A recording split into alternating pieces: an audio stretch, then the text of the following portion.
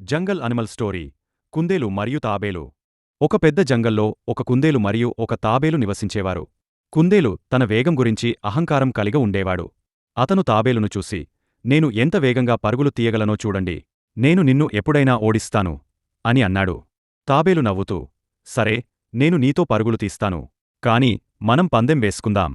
నేను నిన్ను ఓడిస్తే నాకు చిన్న విందు ఇవ్వాలి, నీవు ఓడిస్తే నేను నీకు ఏదైనా చేస్తాను అని సవాలు విసిరాడు. కుందేలు తాబేలును చూసి నవ్వుతూ, సరే, పందెం చేసుకుందాం, నేను నిన్ను చాలా తేలికగా ఓడిస్తాను అని అన్నాడు. పరుగు రోజు వచ్చింది. అందరూ జంగల్ అనిమల్స్ పరుగును చూడటానికి వచ్చారు. కుందేలు వెంటనే పరుగు ప్రారంభించాడు. అతను చాలా వేగంగా పరుగులు తీశాడు.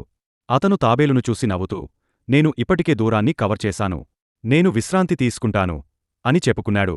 అతను ఒక చెట్టు కింద పడుకున్నాడు. తాబేలు తన స్పీడ్తో పరుగులు తీశాడు. అతను అలసిపోలేదు. అతను నెమ్మదిగా కాని ధృవంగా పరుగులు తీశాడు. అతను ఒక చెట్టు కింద పడుకున్నాడు. తాబేలు తన స్పీడ్తో పరుగులు తీశాడు. అతను అలసిపోలేదు. అతను నెమ్మదిగా కాని ధృవంగా పరుగులు తీశాడు. తాబేలు గోల్ లైన్ దాటి విజేత అయ్యాడు. అందరూ జంగల్ అనిమల్స్ ఆశ్చర్యపోయారు. తాబేలు కుందేలుకు విందు ఇచ్చాడు. కుందేలు తన తప్పును అంగీకరించాడు మరియు అహంకారం చెడ్డదని నేర్చుకున్నాడు. అప్పటినుండి కుందేలు తాబేలును గౌరవించాడు మరియు వారు మంచి స్నేహితులు అయ్యారు.